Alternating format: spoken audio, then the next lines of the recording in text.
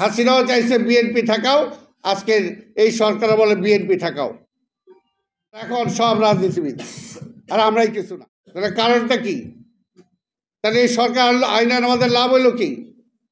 আমরাই তো আনছি এই সরকার, যারা 5ই আগস্টের আগ পর্যন্ত যাদের রাজনীতিতে মিনিমাম কোনো ভূমিকা ছিল না, আজকে তারা ডিসাইড করবে যে আমরা কিভাবে চলবো, ডিক্টেট করে, সেটাও মানি।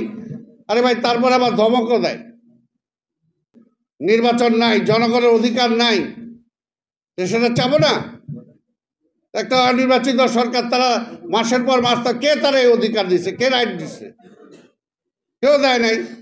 আর আমরা আমাদের বললাম তো যে আমাদের দায় আছে। মানুষ আগেও বলছে, কিরে ভাই আপনারা কেন শেখ হাসিনারে ফেলাইতে পারতেছেন না? এখনো আবার আমাদেরকে বলে, কিলো ভাই এই সরকার কি করতেছে? আমাদের তো জনগণের কাছে দায় আছে, জবাবদিহি করতে হয়। এই উপদেষ্টার একটারও কোনো দায় নাই। কালকে যদি না থাকে, কে তারা জিজ্ঞেস করবে যে কেন এটা হইলো? কোনো দায়িত্ব নাই। আমাদের দায় আছে। হ্যাঁ, আমরা রাজনীতি করি, জনগণের জন্য করি।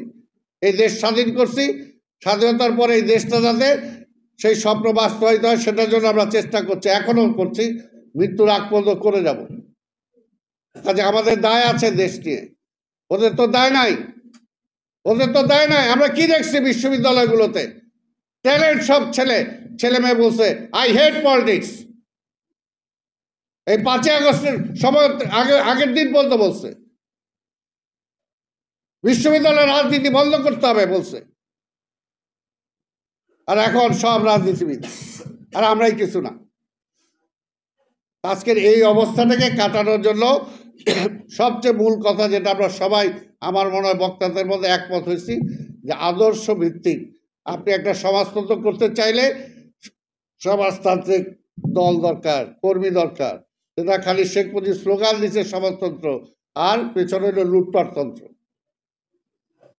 সব লুটপাট করে রেখে ফেলাইছে। ওই সব স্বাধীনতার পরে মিল ইন্ডাস্ট্রি জাতীয়করণের নামে আমিকরণ করছে, নাট বল্টু পর্যন্ত বেচা খায় ফেলাইছে, নাট বল্টু বেচা খায় ফেলাইছে। আর আমাদের এইখানে মিল ইন্ডাস্ট্রিতে আগুন লাগছে, আর সীমান্তের ওই পারে নতুন করে মিল ইন্ডাস্ট্রি হয়েছে। আজকে এই তো অবস্থা। আজকে আমাদের অর্থনীতি আজকে কোথায়? কারা লাভবান হয়েছে এই 5ই আগস্টের পরে এই পর্যন্ত? ওই যে যাদের তেলের মাথায় তেল, ওই বড়রাই সব ফ্যাসিলিটিস পায়, মোটা তাজা হয়। এখনো তাই হচ্ছে। কেন এখন বলতে হলো? কেন ওবায়দুল কাদের সীমানা গাড়ি করে সীমান্তে গেল, ওইখান থেকে আবার একে ভিআইপি ট্রিটমেন্ট নিয়ে চলে গেল? কিভাবে গেল? এই সরকারকেও জবাব দিতে হবে, ভারত সরকারকেও জবাব দিতে হবে। এতগুলো নেতা মন্ত্রী তারা কোথায় গেল? হাওয়ার মধ্যে পালে গেল। এই সরকার কি করলো? না পারলে পরের দিনই বলতো আমরা পারবো না।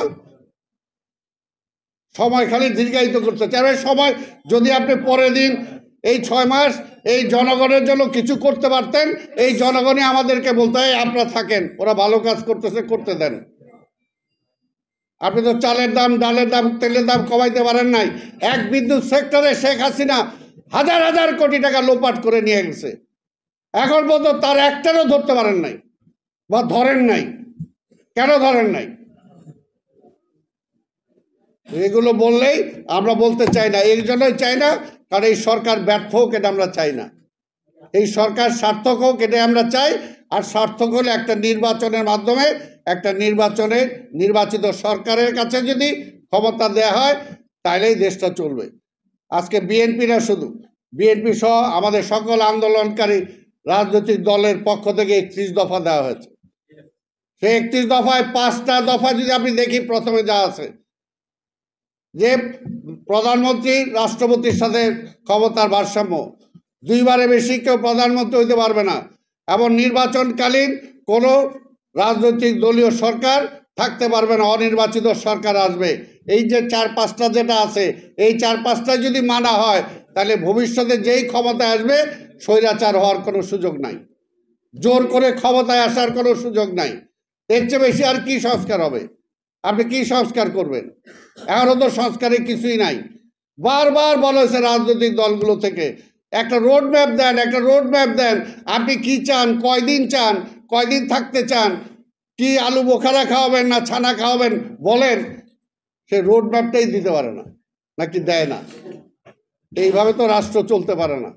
এটার জন্য পরিবর্তন হয় না। আর আমাদের ভয় দেখানে ভাই, আমরা তো জেল জুলুম খাইটা মইরা এই পর্যন্ত আইছি, আমাদের আবার ভয় কি? ল্যাংটার আবার ভয় আছে নাকি? হারানোর ভয় আছে নাকি?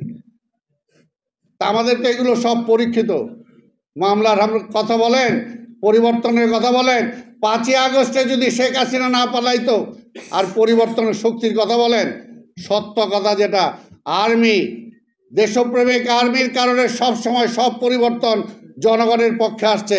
এইবার 5ই আগস্টেও যদি ওই দেশপ্রেমিক সেনাবাহিনী সঠিক রোল প্লে না করতো, কি হইতো? হাসিনা আরো কয়েক হাজার মারতো। কাজে তাদেরকে দেন, এখনো বলবো তাদেরকে দেশের পক্ষে দাঁড়ানোর জন্য, দেশের মানুষের পক্ষে দাঁড়ানোর জন্য। এই কারণেই কার কতটুকু ক্রেডিট, কার কতটুকু ভূমিকা, আমাদের কাছে মার কাছে মাসির কথা কয়ে লাভ নাই। আমরা সব জানি। ওই যে যদি না হইতো, কে কয়টা মামলা আসামি হয়েছিলেন? আমরা তো ফাঁসির আসামি হইতাম। যতগুলো কাজ হয়েছে সবগুলোতে মামলার আমরা আসামি। যদি শেখ হাসিনা না পালাইতো, আজকে সবগুলো মামলাতে আমাদের বিরুদ্ধে যাইতো। তাদের তো একটাও মামলা হয় নাই। কোন উপদেষ্টার নামে সেই সময় মামলা হয়েছে? আজকে যারা উপদেষ্টা আছে কারো নামে নাই, খালি আন্দোলনের বেনিফিশিয়ারি। তো সেই কারণে সেগুলো বলতে চাই না। আমাদের পরিষ্কার কথা, ওই যে এখন নাকি স্লোগান দিতেছে আওয়ামী লীগ, তাদের কাছে প্রশ্ন করেন, তারা আন্দোলন করে কিসের জন্য? কিসের জন্য? ওই চোর, ওই ডাকাত, ওই হাসিনারে আবার ফিরে আনার জন্য, খুনি শেখ হাসিনারে ফিরে আনার জন্য, জনগণের উপরে আবার চাপায় দেওয়ার জন্য, জনগণের টাকা আবার লুট করার জন্য, আবার ভারত, আবার এই দেশটাকে আধিপত্যবাদের শক্তির কাছে উঠায় দেওয়ার জন্য। কিসের জন্য তাদের আন্দোলন? তাদের আন্দোলনটা কিসের? আগেই তো বলছিলাম, হাসিনা এই পথে যায়েন না, এই পথে যায়েন না। ভোটের মাধ্যমে সরকার পরিবর্তনের পথটা খোলা রাখেন, কিন্তু সেই কথা তো শুনেন নাই। সেই সময় মনে করছে না এইভাবেই চলবে, ওই যে আল্লাহ আছে উপরে, কম অত্যাচার করে নাই। সেদিনও এই যে যাওয়ার আগে হাজার হাজার লোক মেরে গেছে, সে আরো হাজার হাজার মারতো। আরো কি মারার জন্যই ক্ষমতা আসতে চান? কাজে আওয়ামী লীগ তো কথা বলার কোনো মুখই নাই, পলায় গেছে, সে আবার কি কথা বলবে?